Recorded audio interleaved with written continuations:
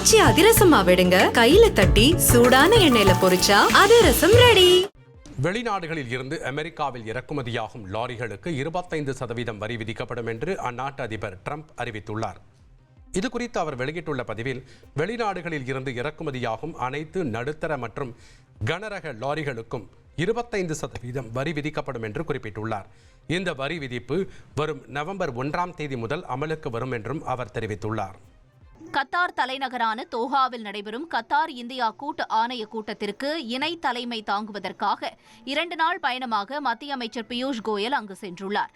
இந்த நிலையில் இந்திய தூதரக வளாகத்தில் உள்ள காந்தி சிலைக்கு மலர் தூவி மரியாதை செலுத்திய அவர் அங்கு மரக்கன்று நட்டார்.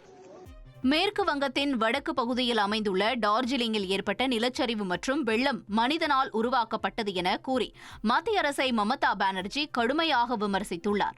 பாதிக்கப்பட்ட பகுதிகளில் நடைபெறும் மீட்புப் பணிகளை பார்வையிடுவதற்காக 2 நாள் பயணமாக அங்கு செல்லும் அவர் கொல்கத்தாவில் செய்தியாளர்களை சந்தித்தார். அப்போது மேற்கு வங்கம் எவ்வளவு தண்ணீரை கையாளும் என்று கேள்வி எழுப்பிய அவர், கங்கை நிரம்பியிருப்பதாகவும் பீகார் மற்றும் உத்தரப்பிரதேசத்திலிருந்து தண்ணீர் வருவதாகவும் பூட்டான் மற்றும் சிக்கிமிலிருந்தும் தண்ணீர் வருவதாகவும் குற்றஞ்சாட்டினார். சபரிமலை கோவில் சிலைகளில் இருந்து தங்கத் தகடுகள் திருடப்பட்டதாக எழுந்த புகாரை தொடர்ந்து கேரள சட்டப்பேரவையில் எதிர்க்கட்சி உறுப்பினர்கள் பதாகைகளை ஏந்தி போராட்டத்தில் ஈடுபட்டனர்.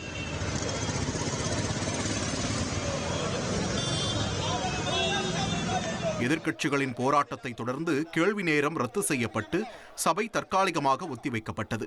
மீண்டும் சபை கூடிய போது தொடர்ந்து எதிர்க்கட்சியினர் போராட்டத்தில் ஈடுபட்டதால் சபை நாள் முழுவதும் ஒத்திவைக்கப்பட்டது. ஹார்வெஸ்ட் சூப்பர் மூன் எனப்படும் மிகப்பெரிய பிரகாசமான நிலாவை பாகிஸ்தானின் கராச்சி நகரில் ஏராளமானோர் கண்டு ரசித்தனர். ஆண்டுக்கு ஒரு முறை பூமிக்கு மிக அருகில் நிலா வரும்போது பெரிதாகவும் பிரகாசமாகவும் தெரியும் நிகழ்வு சூப்பர் மூன் என்று அழைக்கப்படுகிறது. கராச்சியில் உள்ள கிளிஃப்டன் கடற்கரையில் தொடுவானத்தில் இருந்து தோன்றிய முழு நிலவை ஏராளமானோர் கண்டு ரசித்ததுடன் தங்கள் செல்போனில் படம் பிடித்தனர்.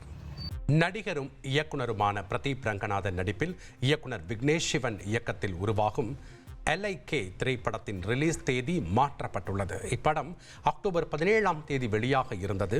மேலும் பிரதீப் ரங்கநாதன் நடிப்பில் உருவான மற்றொரு படமான டூட் திரைப்படமும் அதே நாளில் திரைக்கு வருவதாக அறிவிக்கப்பட்டது. இந்நிலையில் தற்போது LIK திரைப்படத்தை டிசம்பர் 18ஆம் தேதி வெளியிடுவதாக படக்குழுவினர் அதிகாரப்பூர்வமாக அறிவித்துள்ளனர்.